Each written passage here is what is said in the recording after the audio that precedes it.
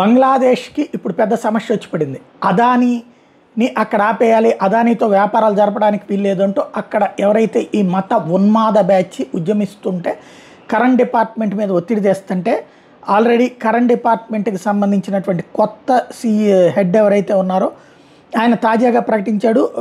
ఏదైతే కొత్త governor Ahsan H Mansoor Bangladesh బ్యాంక్కి సంబంధించినటువంటి కొత్త గవర్నర్ ప్రకటించుకొచ్చారు. అంటే మనకి ఆర్బీఐ ఎట్లాగో ఇప్పుడు అక్కడ వాళ్ళది $800 మిలియన్ పెట్టుబడి Adani power limited electricity coal నుంచి అంటే బొగ్గు నుంచి విద్యుత్ తయారు చేసేటటువంటి కర్మాగారానికి అది పెట్టింది.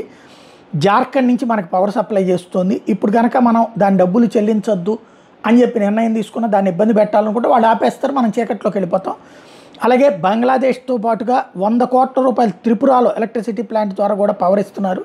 ఈ రెండు షేక్ హసీనా గవర్నమెంట్ హయాంలో జరిగిన నిర్ణయాల వల్ల మనం ఆ సమస్య నుంచి బయటపడ్డాం. ఆవిడని మనం ఎట్లాగూ దేశంలోకి రానివ్వట్లేదు, కానీ ఇది ఆపేస్తే కనుక మన ఆదాయానికి మన ఉనికికి గండి పడుతుంది అన్నటువంటి విషయం చెప్తుంది అక్కడ ఉన్నటువంటి ప్రభుత్వం.